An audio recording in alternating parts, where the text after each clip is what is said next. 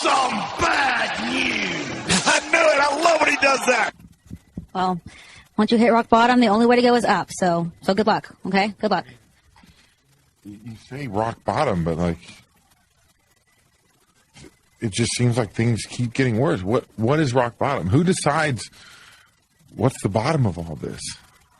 I mean, seriously, you go, okay, today is Friday, and I woke up in Cleveland, and I'm going, how much worse can it get? Don't count me down, you piece of shit.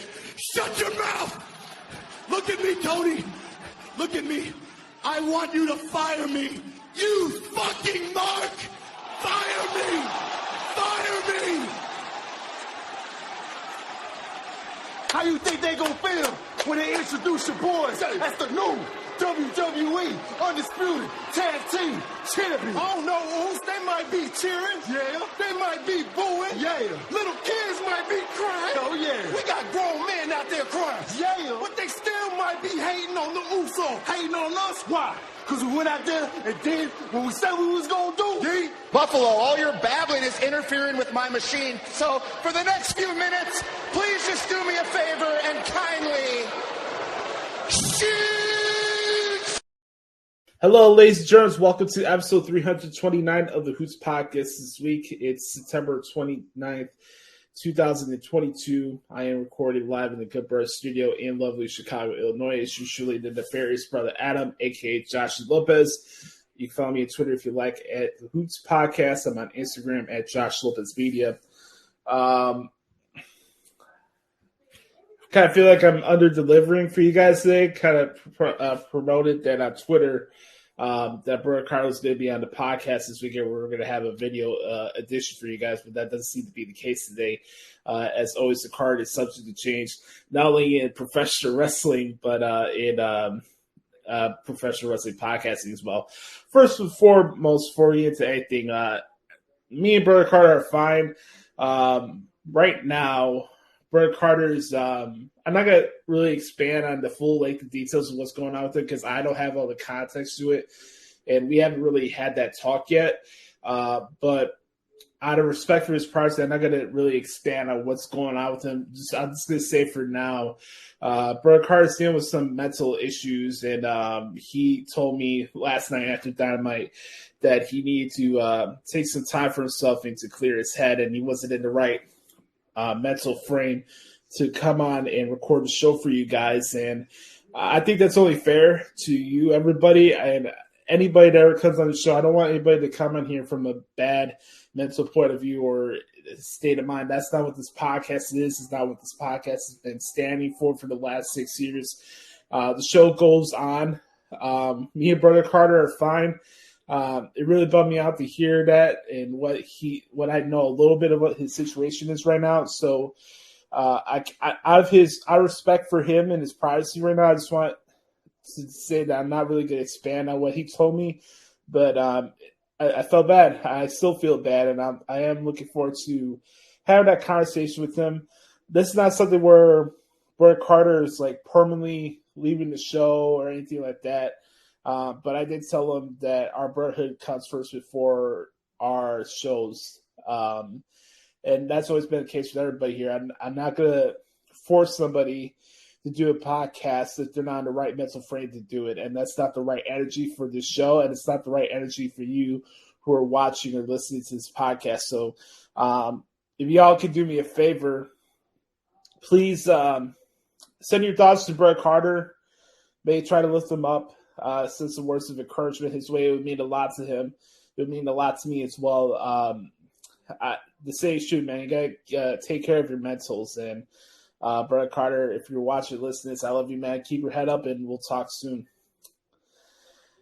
Also, want to say my thoughts go out to everybody that's dealing with this hurricane in Florida. Hate seeing that. Some terrible videos coming out. I hope everybody's safe down there in Florida and everybody's handling the situation the best they could. And it's just really sad to see. But this is supposed to be a fun, positive escape, and hopefully that's what this podcast can be for you. This could be a difficult challenge for me to do this on my own today with the circumstances going on, but we're going to push forward, and I have enough confidence in myself that we'll push through and have a fun time. So we'll do that. Simple format this week. We'll do the Q&A this week in WWE and then wrap it up with what the hell's wrong with AEW. Now, you see the title of this week's episode is Can We Talk?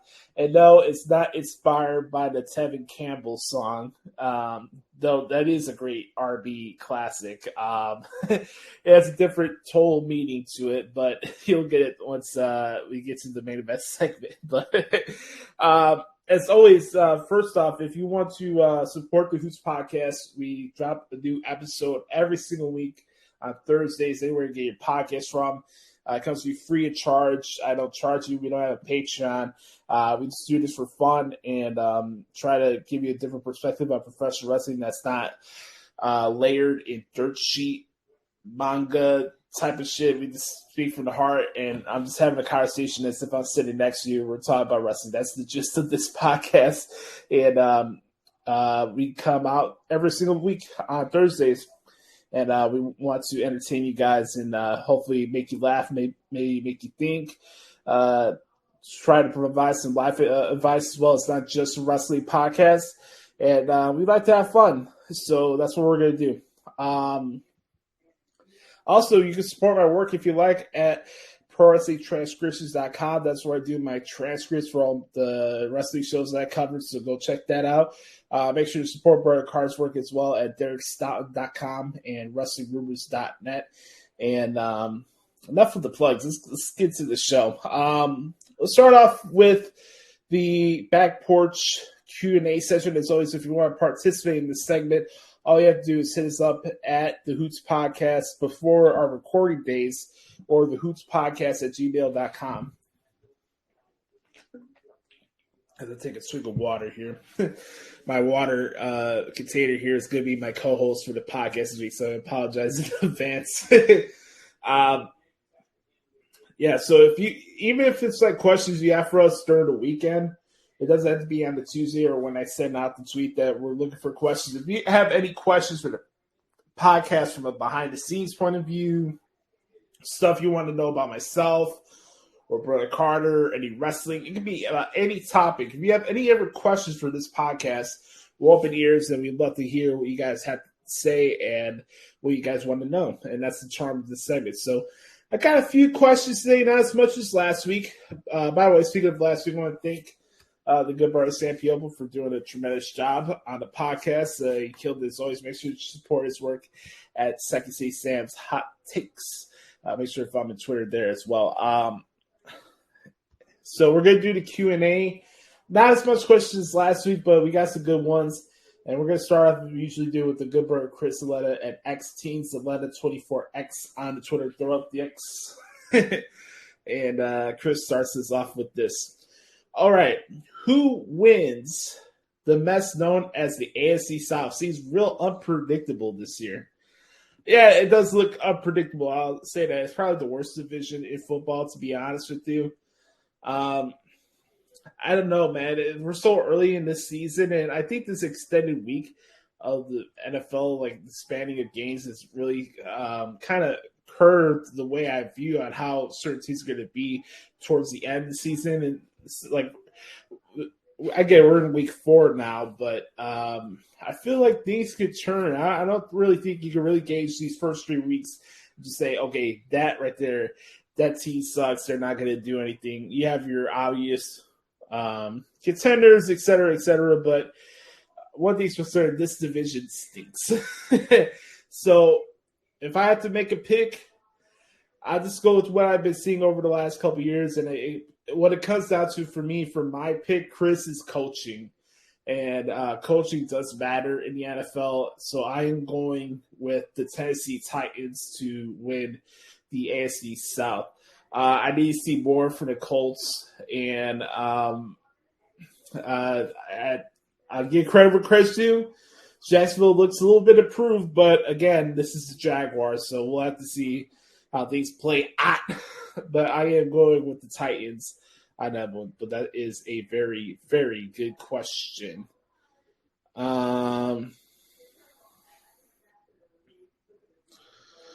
Let's see this. Next question. Yes, here. Who will walk out bound for glory? Impact World Champion Josh Alexander or Eddie Edwards? I'm very curious, Chris. Your guess is good as mine. I'm looking forward to Bound for Glory. I will say it's kind of bullshit that they're having it on a Friday night. I don't know what Impact is thinking about having these pay-per-views on Friday nights now. And again, I'm going to say it again, Impact, you want to make more bang for your buck, stop charging people over $30 or $40 for your main pay-per-views. That's just not good business, especially in today's marketplace. Outside of that, I am looking forward to the show. It's a really good card right now. I'm very intrigued because you can make a good case for Eddie Edwards to walk out the champion. You can make a good case for Josh Alexander still being the champion. I want to ask you this, Chris, and those who watch Impact weekly, because I am one of the few who does cover Impact each week. And does it feel that Josh Alexander's the guy? Does it feel like he's the main guy? Like, you see where he's positioned on these Impact Plus specials. You see him in a lot of tag matches, occasional contracts signed here before the pay. Does it really feel like Josh Alexander's the guy? I don't know. I don't know if I can say that. I'm not going to come in here and say that I haven't enjoyed his title reign, but at the same time, there are reasons to say that Eddie Edwards should become the champion with the storyline they're running with. So I don't know. It's really tight, like a 50-50 scenario here for me, Chris. I'm fine with either guy winning, but if I had to go with the safe bet right now, I'll say Josh Alexander walks out of Albany as still your Impact World Champion. But that's a good question. I'm curious to see how that goes for next Friday. Ooh, how about this one? What match would you suggest to referee Tony S for an episode of The Rewind? Now, for those who don't know, my good brother, referee Tony S, who's been a frequent contributor and good brother to the Hoots podcast over the last couple of years. Make sure to follow him on Twitter, by the way, at referee Tony S, and you should book him as well because he's damn good at what he does. He has a podcast that's called The Heat Pod, and he has these specials called Rewind where he it's kind of similar to other podcasts where they go back and look back at sort of matches or pay-per-views, and they provide their own commentary on it. It's a cool concept. Tony does this sporadically, and Brother Carter was a guest on one of these Rewind editions. That's a great question. I have a couple that I think he would enjoy. I would say for him, I have a couple. Throw in a Kota Ibushi Tomohiro Ishii G1 match from a couple years ago. I'm not sure if it's 21 or 2020. Drop that one in there. I'd love to see him do the commentary of Triple H and John Cena from WrestleMania 22. I think that'd be pretty cool. Also, if he could do, let's see. For him, how about this a different one? A little underrated match, in my opinion. The Miz against Finn Balor against Seth Rollins, the triple threat Intercontinental Championship match for WrestleMania 34. I was at that show with Brother Carter. We had a blast at that show, so that's the match that stood out to me. I think that'd be a good one for him to take a look back. It's a very underrated match. If you guys haven't seen that, you should go check it out. And if I have to look at any other like New Japan ones, man, that's a great question.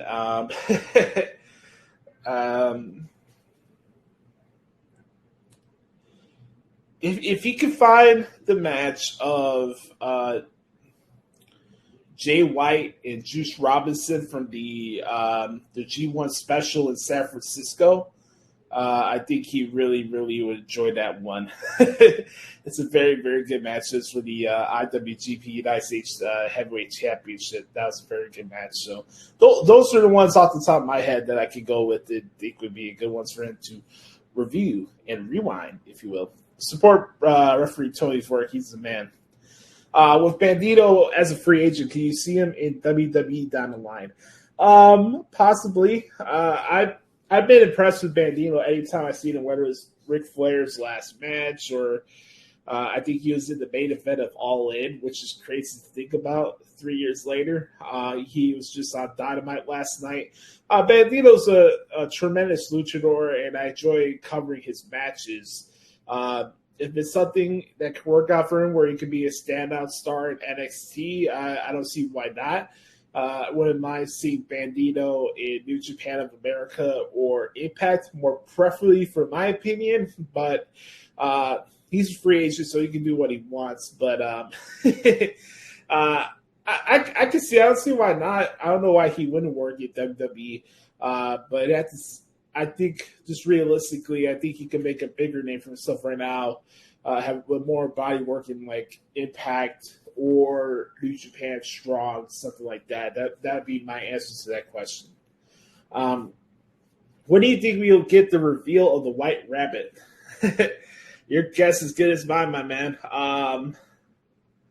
What did we figure out first? That Tony Khan reveals that he kowtows to Chris Jericho first, or the White Rabbit? That's what I want to know. My guess will be either Extreme Rules or the season premiere of Raw. I think that's a safe bet to go with. You know what's interesting? Braun Strowman made his debut in the Wyatt family in Brooklyn, because I remember this vividly because it was remember a few years ago they went like to Barclays Center like 3 or 4 years in a row. They were doing that whole LA, New York 3-pack thing. I wasn't a fan of that, but like I remember it vividly because it wasn't the Barclays Center. Braun Strowman made his debut in the Wyatt family, and I can see Bray showed up at the Barclays Center. I think it'd be a nice feature for the season premiere, depending on whatever the Monday Night Football game is for that particular week. We'll see how that correlates with where that segment is placed. But it could be the pay-per-view. Maybe we get like a video package at Extreme Rules first, and then we see the actual reveal on Raw. I know we've been getting more hints via the QR codes, which I think has been interesting. But for me, I'm not as worried as to who the White Rabbit is or when it's going to be revealed. I just want to embrace the segment when it happens instead of like forecasting it too much to the point where I think sometimes we get ourselves in a bind. And to be honest, I think we ruin the surprises for ourselves because we fancy book ourselves to death, that we can't appreciate the moment when it happens for what it's supposed to be. So I'm taking it when it happens, and then I assess from there. We still don't know if Saraya is cleared, but if she is, could she be the one to beat Jade Cargill? I certainly hope so. I think she could beat I think she could beat Jade in the ring. Now, could she beat Jade on the microphone? That's another story for another time. I know there's a lot of mention chatter of AEW talent jumping to WWE possibly in the future. Outside of AEW, who could you see for New Japan, MLW, Impact, maybe jump to WWE in the future with the positive changes? There was an article by Sportskeeda that dropped a couple of days ago about top 5 talents and stuff like that could go to WWE. They're outside of AEW. I think that's really hinting here with this question, Chris. There's a couple. I mean, from MLW, for me, it's either Richard Holiday or Alicia Two. Now, I know they're a tandem like group on-screen couple in MLW, so I guess them as a package could work, but separately, both of them can do some really good stuff in WWE, especially Richard Holiday. I think he just fits that mold in that genre of professional wrestling more than the AEW. Honestly, if I was Impact, then if you want to make another bigger name face of your brand, I don't know why they wouldn't go after Richard Holiday. That's just my opinion. or Alexander Hammerstone. As far as Impact's concerned, I think everybody that's there is probably going to be there for a while, so my guess would be Moose. Though I can see maybe one day maybe Deonna Purrazzo may want to go back, but we'll have to see how that plays out. New Japan, man, I don't know. It's not Yu Uemura. It's not any of the Young Lions. My guess always meant when it came to like New Japan people going to WWE, it's always been Jay White. That's the guy that can make that same impact of an AJ Styles when he came from New Japan to WWE. Jay White is that like game changer type of guy, and that'd be my main pick for that one. But that's a very, very good question. Thank you for your questions this week, Chris. As always, I appreciate you. Next, we go to the good brother Tim. Yes, Tim at Name Dropper 5000. It says, "Who do you want Roman to face at WrestleMania, The Rock or Cody Rhodes?"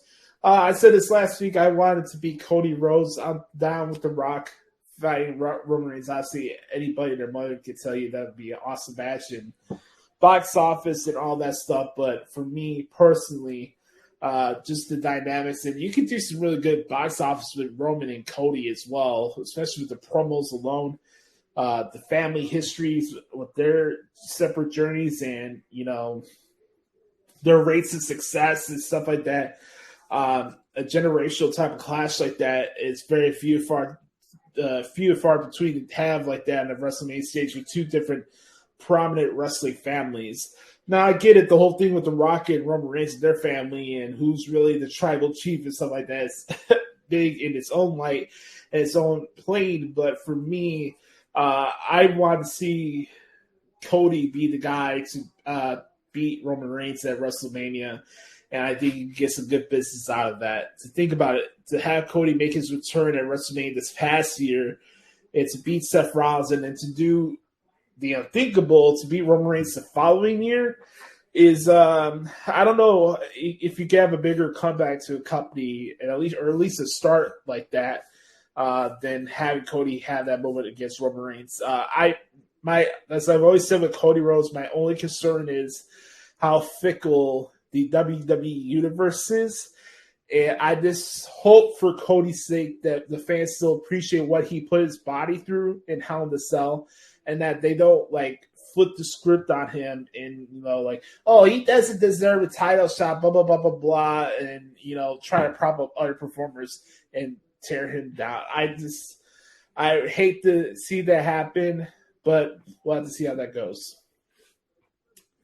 But great question there, Tim. His other question here, he says, if you went to one, which Chicago team does Aaron Judge sign with?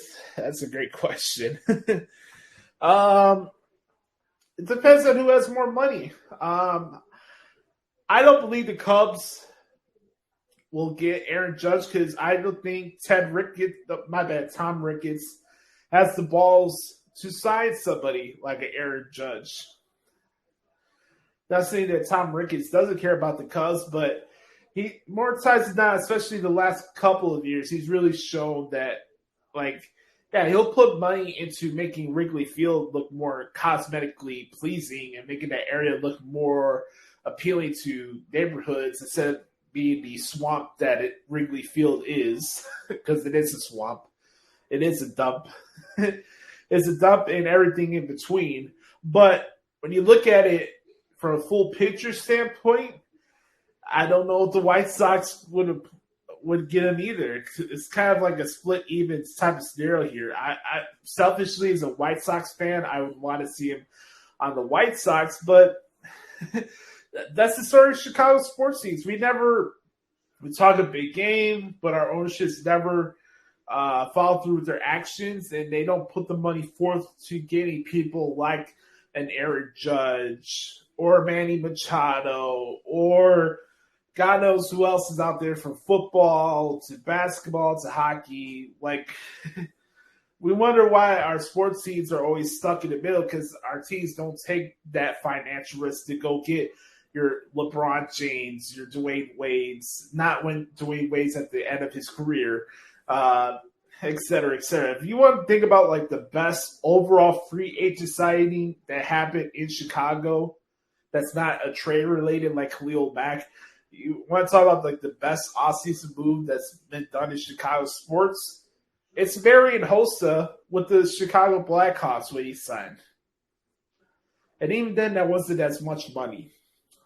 So, I think for me, Tim, I would say my guess would be the White Sox, since I just don't think Tom Ricketts wants to pay that bill. Hell, he wouldn't even try to get Bryce Harper. So, what makes Cubs fans think he's going to get Aaron Judge? That's going to be a hashtag no shot. Thank you for the questions this week, Nate. Not Nate. Tim, I appreciate you as always. Now we go to Nate at Psycho Nagiri. He says, make sure you find my Twitter, by the way, at Psycho Nagiri. He says, will Jamie Hayter ever break away from Britt, and could you see her winning any titles? I certainly hope so.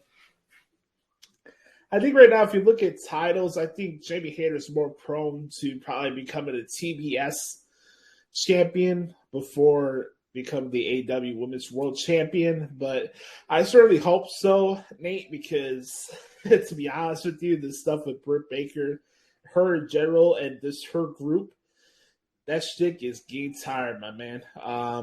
Next question. The U.S. title has been showcased extremely well. Who does Bobby Lashley drop it to?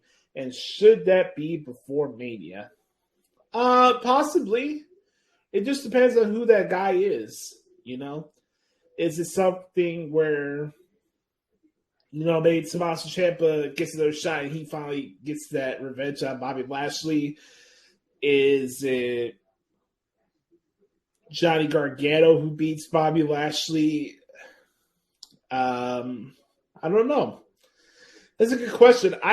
There is a scenario where you could see Bobby Lashley go into WrestleMania next year as the United States champion. Who knows? Maybe Riddle beats Bobby Lashley for the U.S. title. We'll have to see how that goes. But there's different scenarios where you can go with that, Nate. But I would not be surprised if Bobby Lashley wants to WrestleMania next year as the United States champion. He would certainly be a guy that would deserve that type of billing. And at the same time, he's been one of the better champions in all of wrestling in 2022 so far. So, tip of my cap to Bobby Lashley because he's been killing it recently. All right, next question. What is your morning routine that helps you get ready for the day and stay positive? Well, outside of your regular showering and brushing your teeth and stuff like that, there's two things. Me listening to music for 90 minutes and this bad boy right here. This Coleman water container. All I drink out of is water. I don't even put in like the sugar water that you pour inside it and you shake like the machine. Like I don't do that. I have a purified water jug. Not purified. I have like a non-filter like water like thing, and that I refill every night before I go to sleep, and it's good. Non-filtered water is very good for you, and I can drink water all day. I love water. It clears my mind, and usually for me during the mornings, it's like really it takes me about at least a good 40 minutes to like get going and like get into the proper zone. More times than not, I'll probably wake up and start doing a New Japan show or start making outlines for my transfers that I have to do for that particular day since I'm working from home. And then there's other times where like, maybe a Sunday or maybe a Wednesday where I have nothing doing that morning. I honestly think like Wednesday and Sunday are like my only days of the week where I'm not busy like during the day. And like I can relax and chill a little bit. But the rest of the week, it's like either like I have to start doing my outlines or I had a bunch of shows to do. Thursday, I record the podcast, obviously. And then other days I have to wake up at the crack of dawn to do a New Japan show. So it fluctuates. As Stephen A. Smith would say on his show, it's fluid. My morning routine is fluid. It changes from time to time.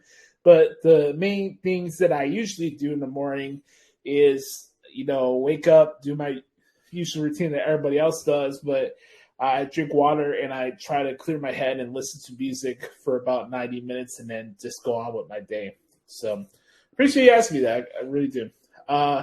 Last question for the Q&A this week for Nate. He says, do you have any regrets? As far as big decisions I've made in my life, no. I've learned from every mistake I ever made in my life. I'm not a perfect person, nor do I ever claim to be or want to be. I am me through and through. I feel like I'm a good person. I stand through by my words and my actions. But even then, I'm not perfect too. I have my bad days, and everybody's not perfect. People are going to have their days where they lash out or say something stupid. That's part of life, and you learn from every mistake that you make. And do I have regrets from big decisions I made, like, going the broadcasting route after stuff with music didn't work out? No. I don't regret that because I wouldn't have this show. I wouldn't have my website. I wouldn't have the connection with you guys if I didn't take that risk. So I don't regret that. Do I regret going to Florida a few years ago and pouring my heart out to the girl? No, I don't regret that. Honestly, that's probably the best risk I ever took in my entire life because I did something out of my comfort zone and something I needed to do. And, it was a gamble. It didn't work out, but I learned from it. I grew from it, and I got better from it, from that experience. So for me, I don't have major regrets from the major decisions I made in my life. Do I have regrets in how I handled a couple certain situations? We all do. One of the main regrets I've always had is the fact that I regret not handling myself better in high school, at least how I carried myself during those really dark times in my life. But again, I'm not making it as an excuse. It just was what it was during that time period. I felt empty. I felt alone.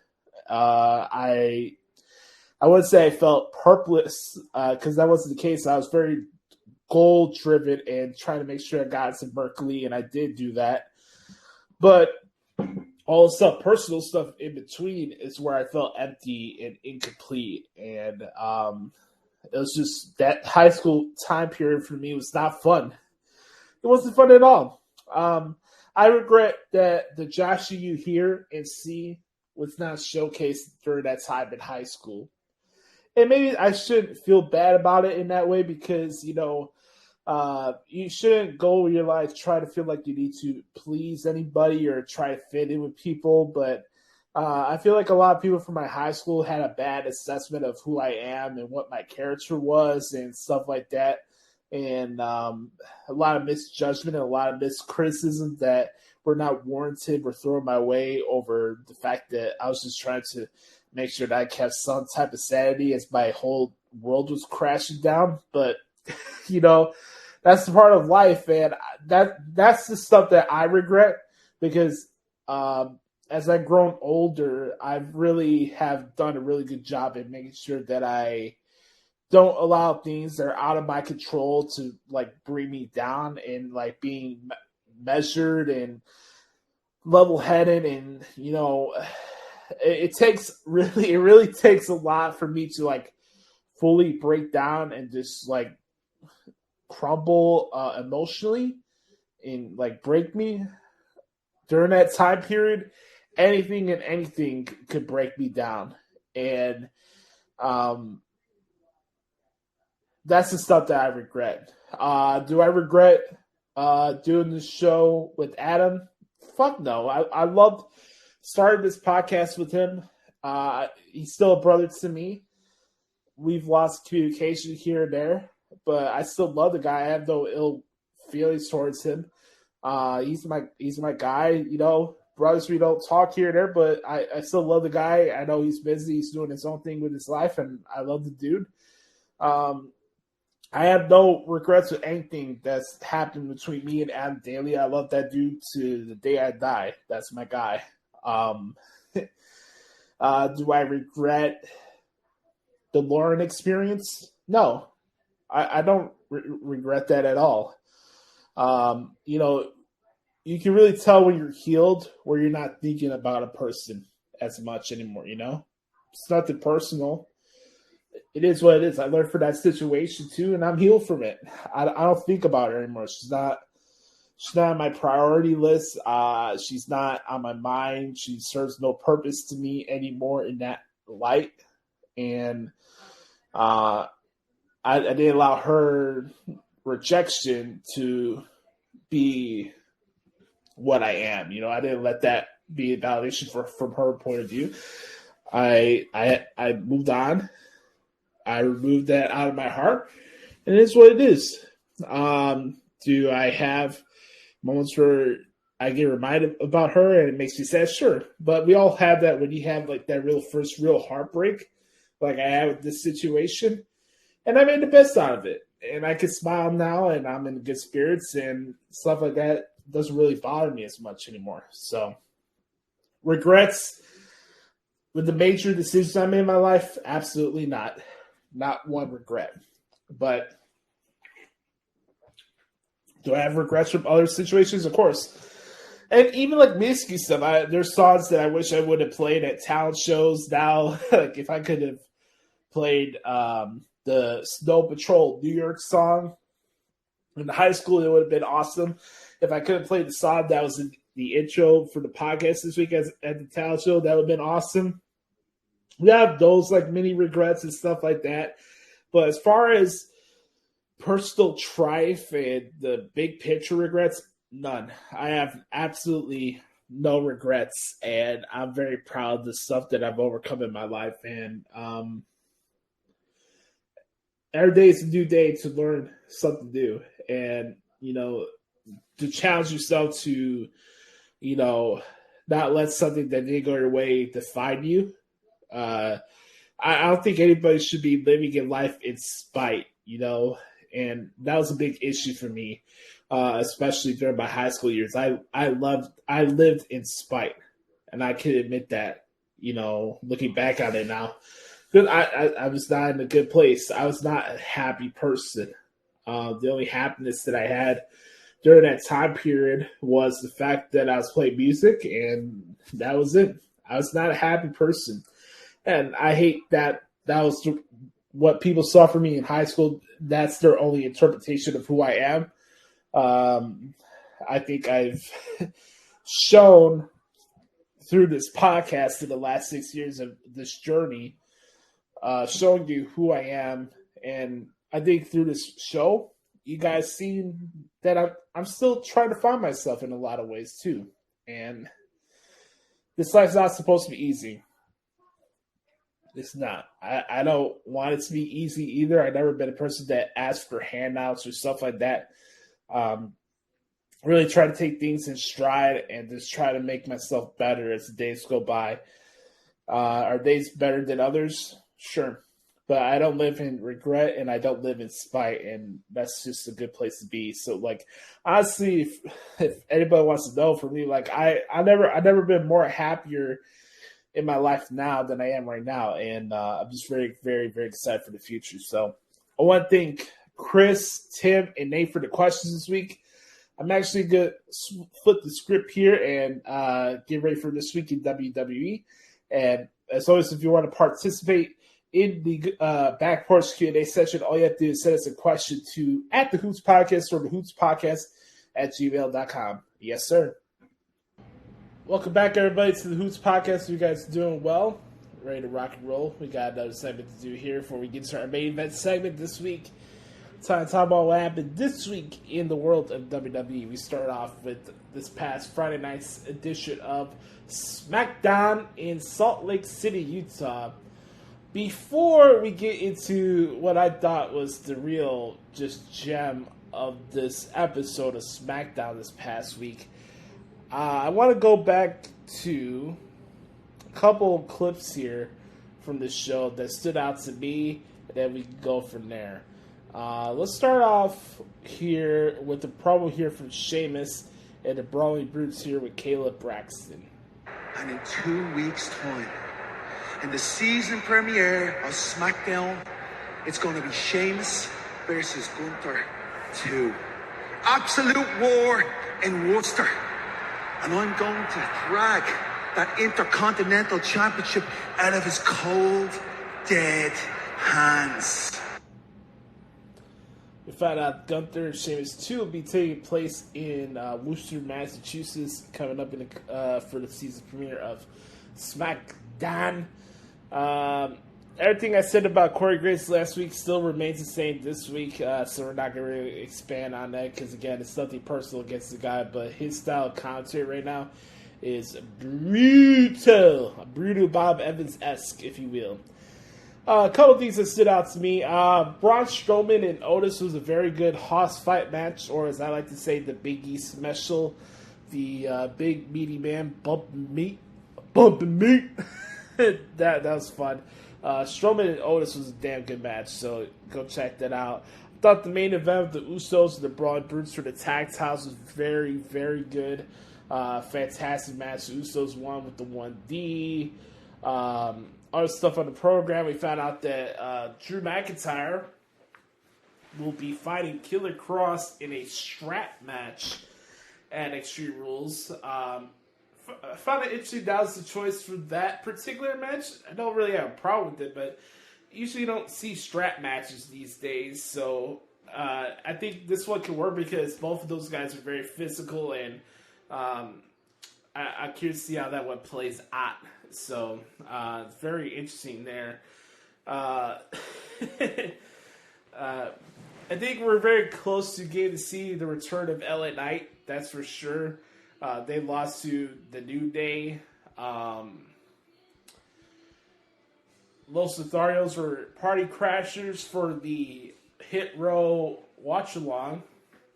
So Hit Row will be fighting Los Lotharios on SmackDown tomorrow, so that should be a pretty good match. Also on the program, we had the beautiful and sexy Liv Morgan beating the other beautiful and sexy Lacey Evans in a regular exhibition match, but Liv got to show her extreme side, if you will, on SmackDown this past Friday night, sending a message to Ronda Rousey. We are 2 weeks out from the Extreme Rules pay-per-view.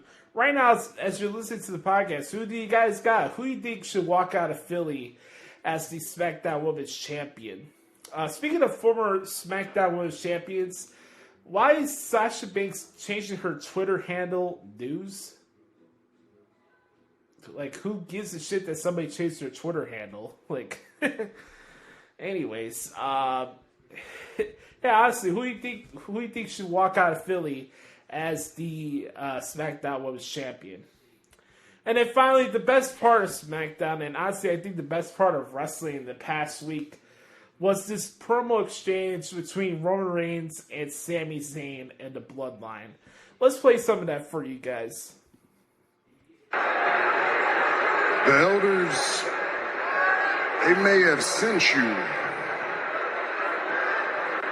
but you answer to me now. Acknowledge me.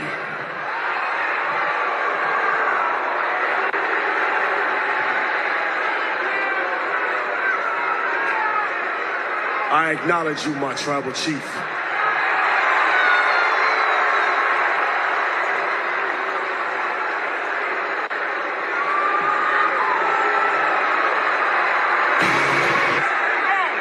I just want to say, I know I'm not, technically blood, right?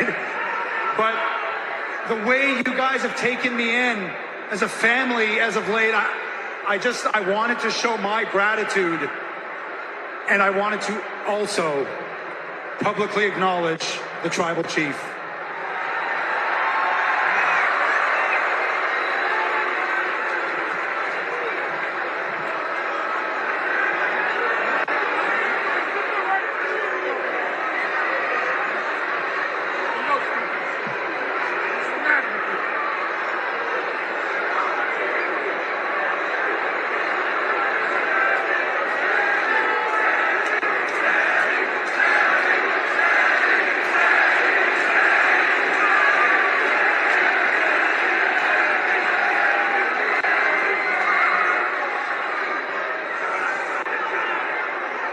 I like you, Sammy.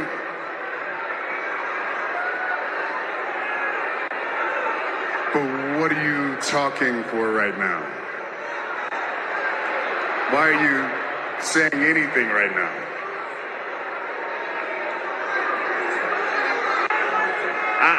I get it. I've been seeing what's happening here, but like, why do you have our shirt on? Wait.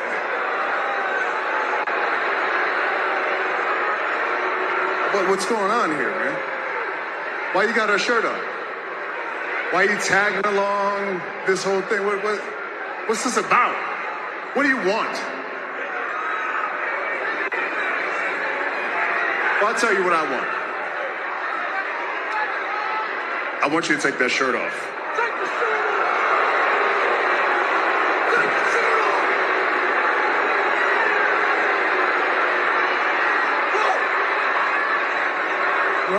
Roman, I don't know if you're kidding or if you're not kidding. If this is about what happened with Logan Paul last week, I can explain, okay? Just don't make any rash decisions. Last week, Logan Paul, when you disrespected the wise man, we're talking about last week. Sammy, I'm not going to tell you again. Take our shirt off. Now.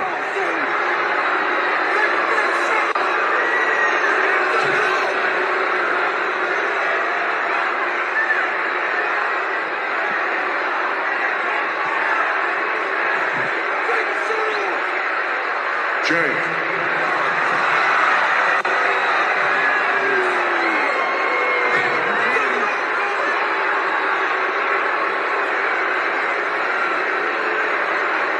See, this is what I'm talking about right here.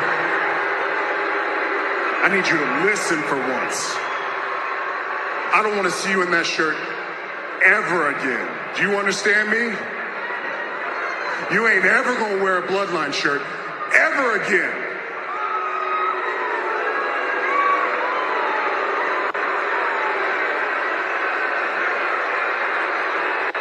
You ain't ever gonna wear it again because I got you a new one.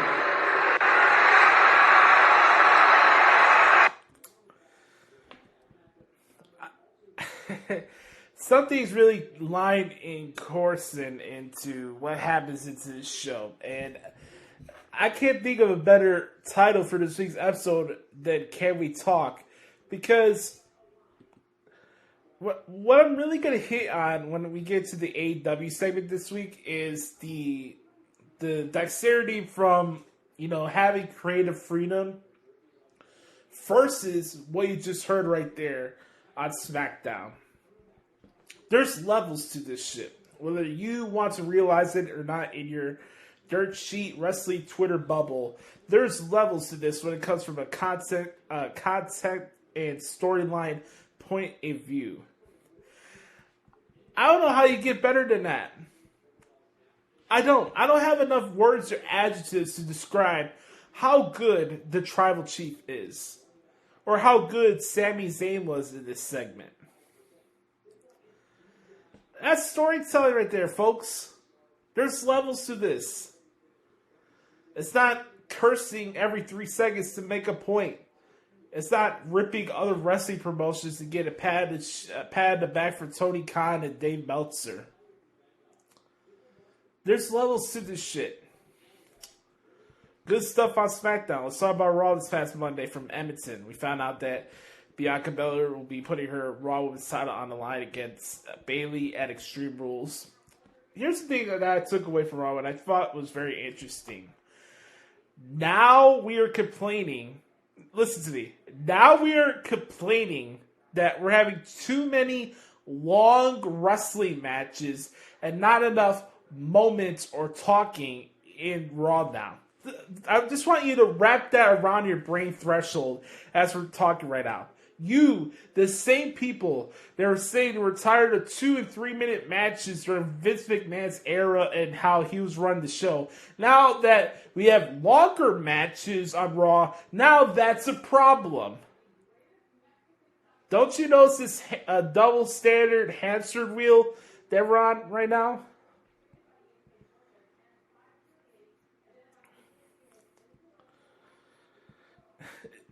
Now the matches are too long. Not enough moments, not enough talking on Raw now, right? Now that's the problem. Find it very interesting. Again, another episode of Raw where you have good matches. Bianca Belair and Io Shirai. Good stuff. Seth Rollins and Rey Mysterio. Fantastic match. Love the backdrops of their feud being implemented in the storyline of Judgment Day. Good stuff there. Speaking of good promos, let's listen to The Miz. You are Miz Force. Say it with me.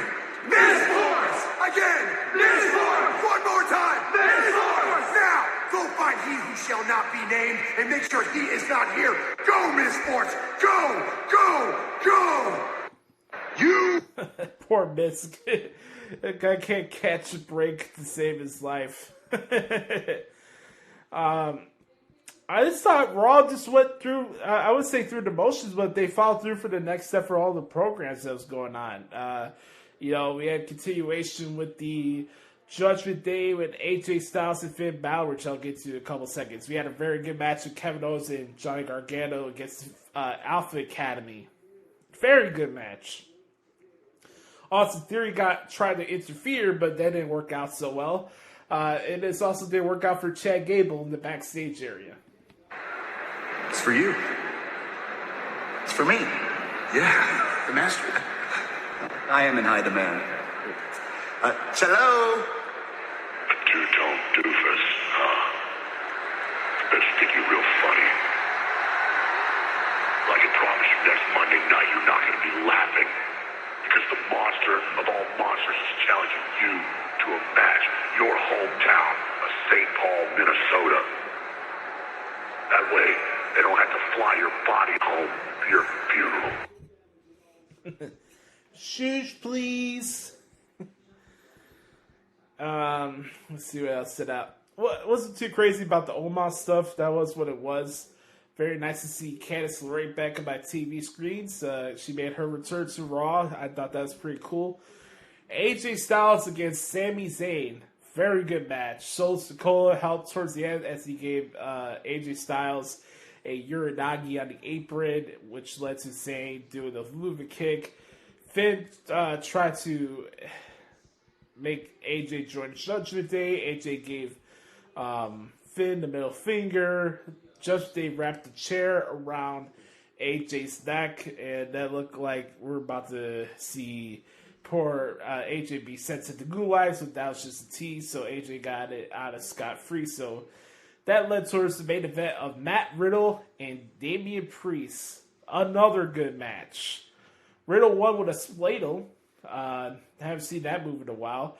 It looks like we're getting these little different MMA elements added to this match as we're getting closer to the fight pit with Seth Rollins and Matt Riddle.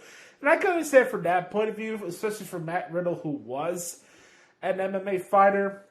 Now, I'll be fully transparent with you. I think a big issue in wrestling today is that a lot of the performers, especially on the male side, try to act like they're a amateur kickboxer and MMA person.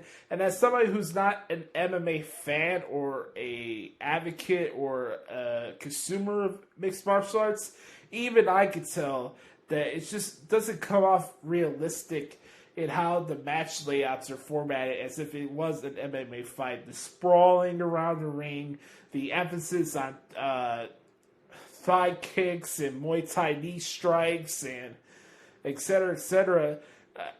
I can appreciate those who actually train as mixed martial artists, but for professional wrestlers, there has to be a part of you as a fan watching where you have to suspend your disbelief. And when I see a majority of the male matches, and it's not just a WWE issue, but it's across the board,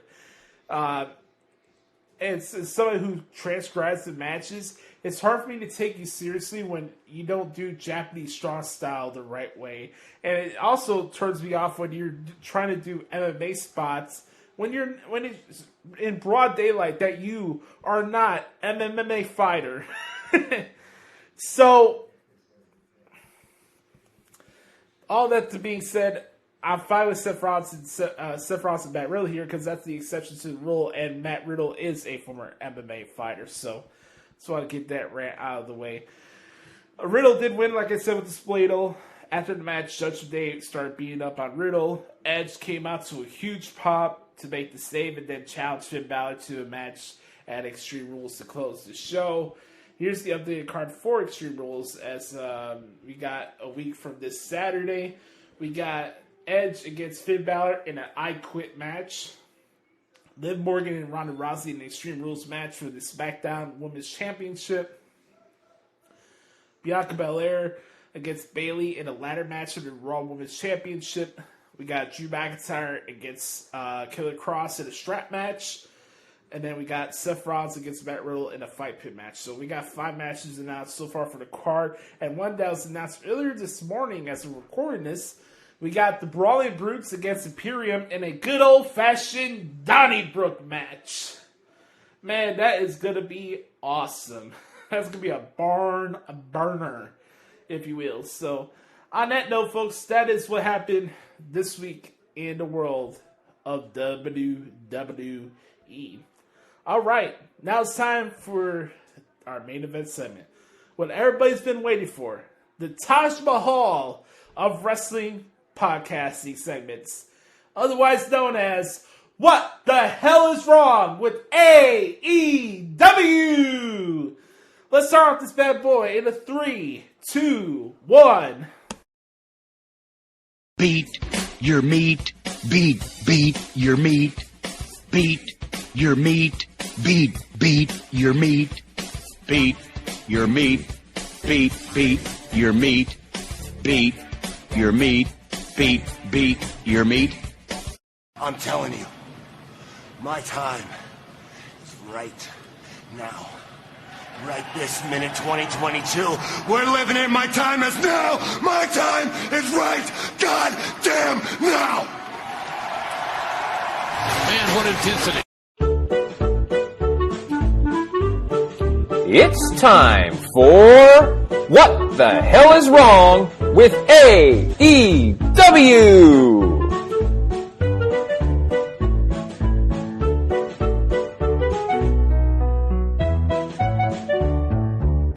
Welcome, ladies and gentlemen, to another edition of What the Hell is Wrong with AEW, aka What Isn't Wrong with AEW. Am I right? Fuck this shit, I'm out. Fuck this shit, I'm out. No thanks, don't mind me. I'ma just grab my stuff and leave. Excuse me, please. Fuck this shit, I'm out. Nope. Fuck this shit, I'm out. Alright then. I don't know what the fuck just happened, but I don't really care. I'ma get the fuck up out of here. Fuck this shit, I'm out. It's so good, we gotta do it one more time. Fuck this shit, I'm out. Fuck this shit, I'm out. No thanks, don't mind me. I'ma just grab my stuff and leave. Excuse me, please. Fuck this shit, I'm out. Nope. Fuck this shit, I'm out. Alright then. I don't know what the fuck just happened, but I don't really care. I'ma get the fuck up out of here. Fuck this shit, I'm out. Oh, beautiful. That right there was just my entire mindset as I was watching through this fucking 2-hour bore fest from the Liquor Center in Philadelphia, Pennsylvania. By the way, one thing that hasn't changed since we started doing the Hoots podcast is one sentiment has remained true, and Sam and everybody that's watching and listening to this would agree. Hashtag, put it out there, Philly is trash. On all fronts. Philly is god-awful. I don't know if it was as god-awful as some of the promo segments we had last night on TBS. The reason why I put Can We Talk on the title for this week's episode is because of what we saw last night on Dynamite. Me and you need to have a conversation. And this is going to bother some people, but the truth needs to be head out there. If you need more of an indication that AEW needs writers, last night is the perfect example for you, my friend. Where do I start? Oh, that's right. Let's start off with supposedly now the number one priority in AEW. Here is another segment with the Jericho Ass-Kissing Society and Daniel Garcia and Bryan Danielson. Chris, it seems to me like you're trying to tell Daniel Garcia what you think he should be. You know, Garcia, listen, I have an infinite amount of respect for you. You're a grown man. You can do whatever you want. If you want to stay with the Jericho Appreciation Society, you can stay with them. If you want to come to the Blackpool Combat Club, How about that? you can come with us. If you want to train with them, if you want to train with us, if you want to team with them, if you want to team with us, Danielson, shut your mouth! I am sick of you trying to poach my guy. Daniel Garcia belongs to me. Daniel Garcia does what I tell him to do.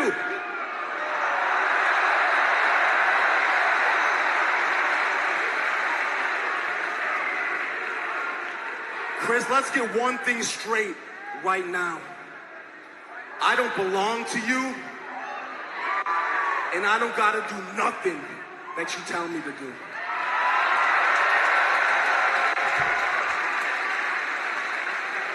But let's not get too serious. We're supposed to be entertaining right now, right?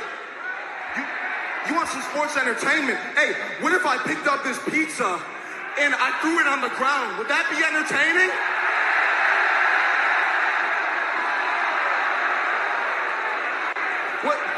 What if I woke up Luigi Primo and started tossing pizza dough with him? Would that be entertaining? Hey, Justin Roberts, what if we were a tag team? That would be pretty entertaining, right? You guys think that would be entertaining?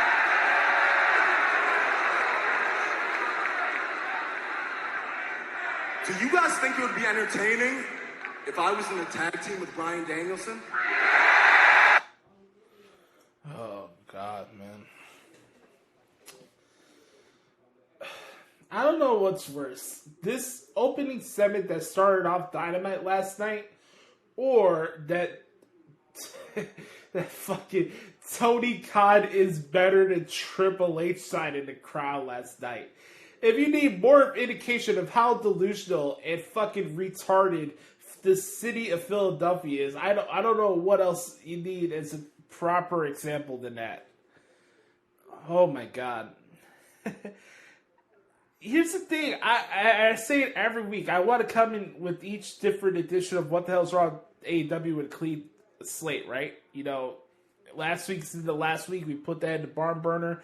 We leave it to the past and try to look at each new episode of AEW programming with a clean slate. But again, they can't help themselves. They write this segment for us. This 13-minute soliloquy with the Jericho Ass-Kissing Society. There's so much I could get into this. First off, why in the ever-loving fuck do we have Luigi fucking Primo as your opening part of fucking television? I don't give a shit whether he's a paisan or not. He's probably flipping up sheets, tasting pizza in the first place. And who the fuck gives a shit about pizza from fucking Philly?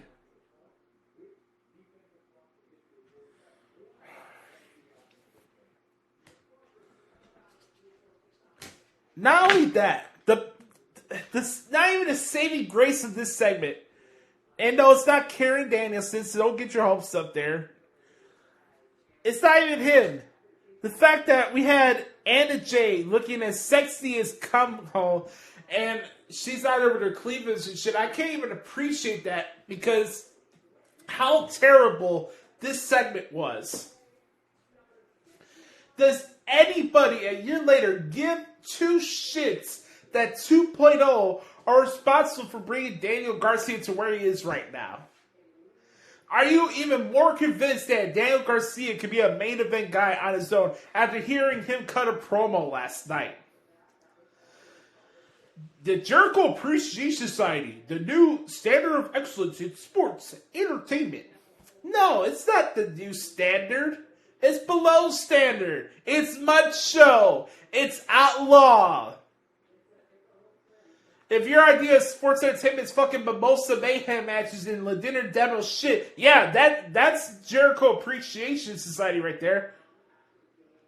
Wasn't this supposed to be the sports-based wrestling company?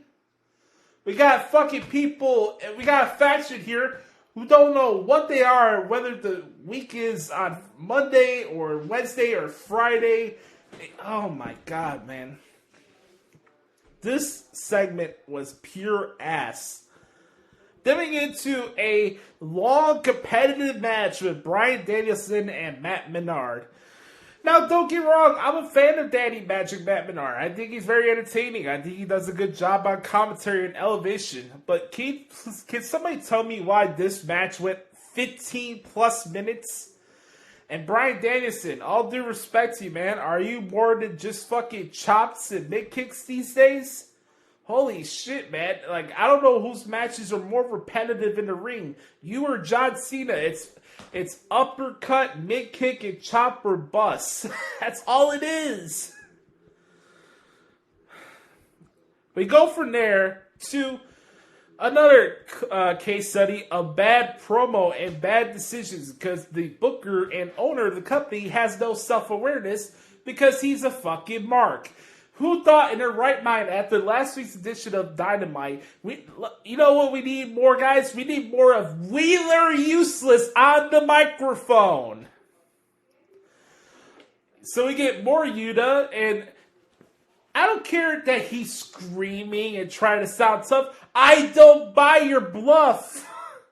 I see right through your shit, Wheeler.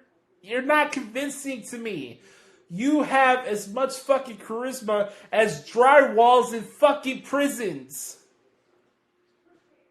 You have no charisma. It's invincible. You wouldn't know charisma if it slapped you in the fucking face. This promo sucked. And here's the thing. Wheeler Useless is dragging down MJF. Who thinks it's a good idea to have on television? MJF versus Wheeler Yuta in a big marquee match for our 3-year anniversary of Dynamite. Yeah, 3 years of Dynamite next week. 3 years of under-delivering on promises made for the promoter who happens to be the Booker of the Year. The Booker of the Year, my ass.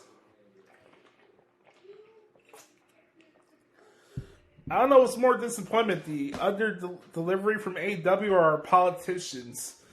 That's another topic for another time. Only AEW could not only fumble the biggest return in wrestling history in CM Punk, only AEW can make me indifferent into MJF's first match back since returning to AEW.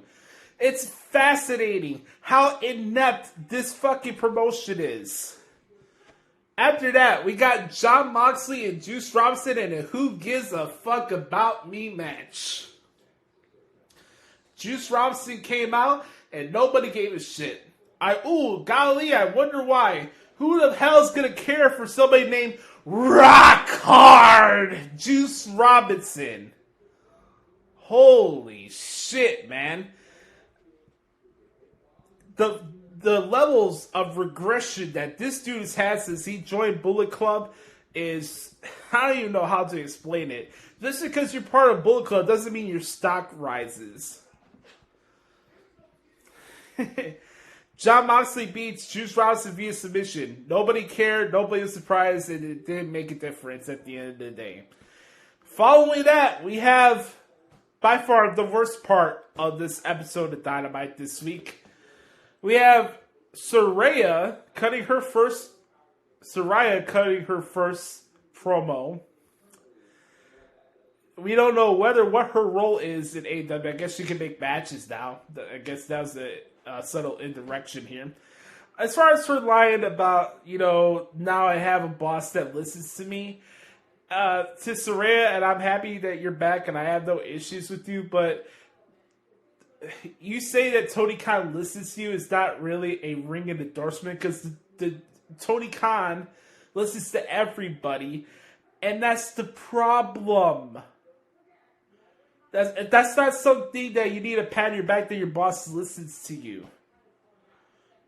Tony Khan is a glad-handing promoter.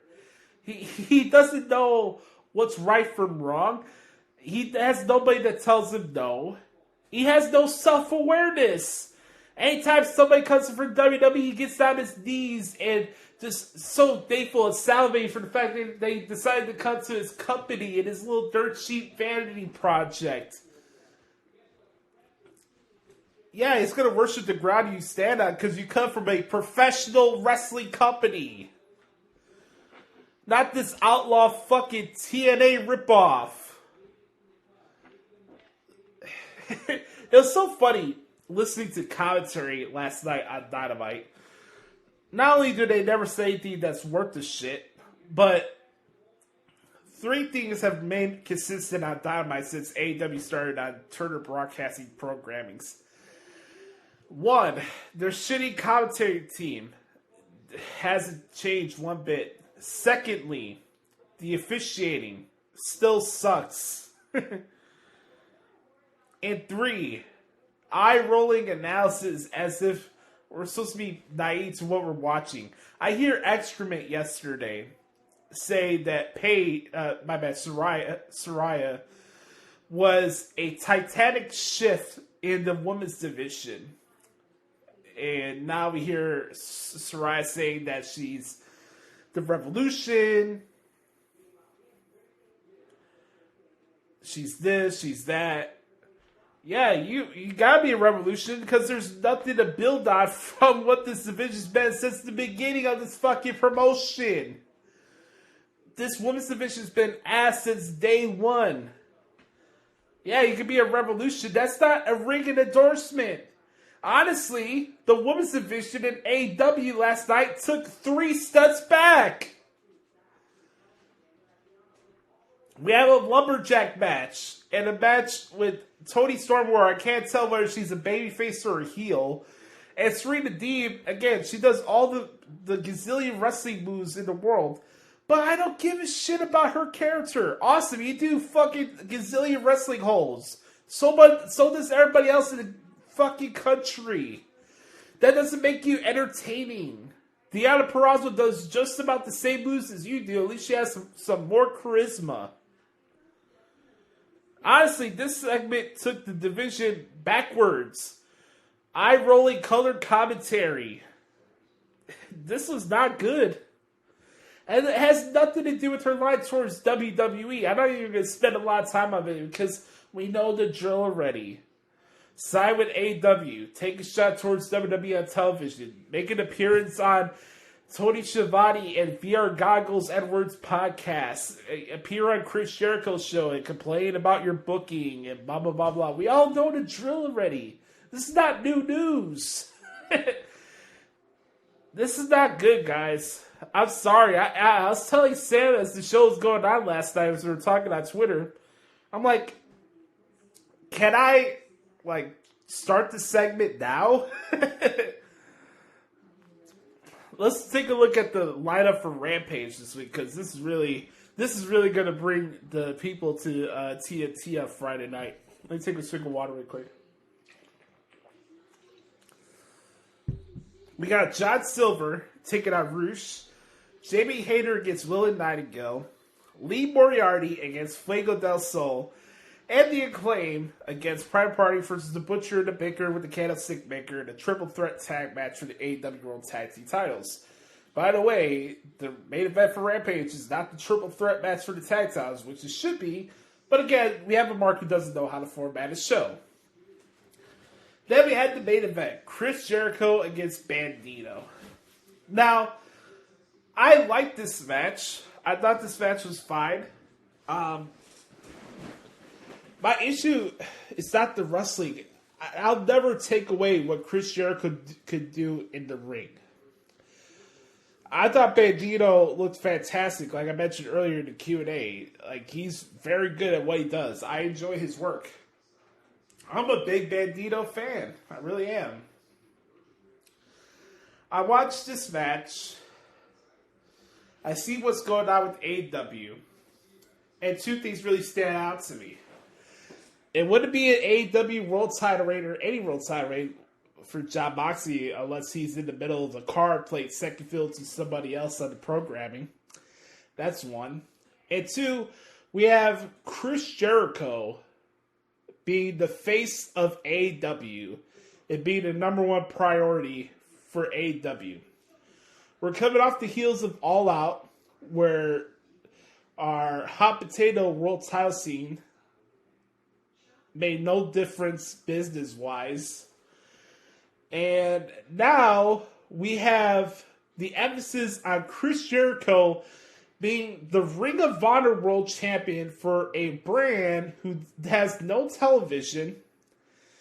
Probably not going to draw as much ratings as Rampage does when they do get a TV deal.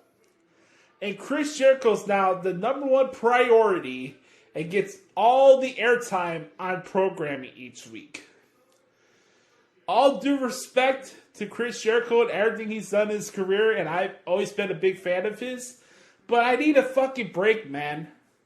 The fact that Chris Jericho is the number one priority in AEW is a problem. This is why we need to talk. This is a problem. You can have your Hangman Pages of the world. Hell, you can even have your MJFs of the world. It's just, I find it interesting that, yeah, it's something so special that can be groundbreaking and a big momentum shifter in MJF coming back, and now he's just another guy on the roster again. It's like he didn't even leave.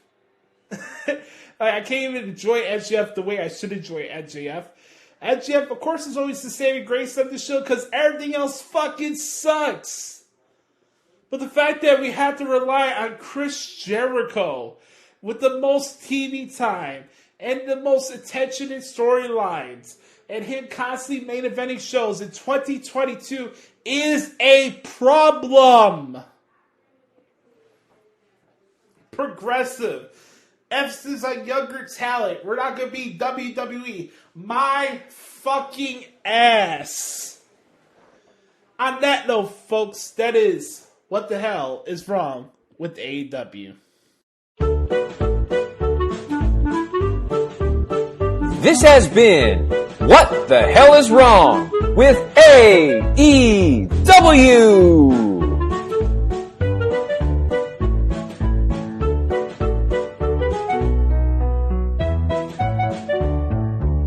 Alright guys, well, thank y'all so much for hanging out with us for another awesome episode of the Hoots Podcast, and we hope you guys have a wonderful weekend. You can follow me on Twitter if you like, at the Hoots Podcast, at Instagram at Joshie Lopez. Not Josh Lopez, my bad. It's at Josh Lopez Media on Instagram. Make sure to support my transcripts at ProWrestlingTranscriptions.com. Support Brother Cart's work at DerekStout.com. Like I mentioned earlier in the show, send your thoughts to Brother Cart, man. Try to lift up his spirits. He's going through it, man. He's working on his mental health right now, and that's more important than doing this show. And as you listen to this, Brother Cart, I love you, man. We'll talk soon.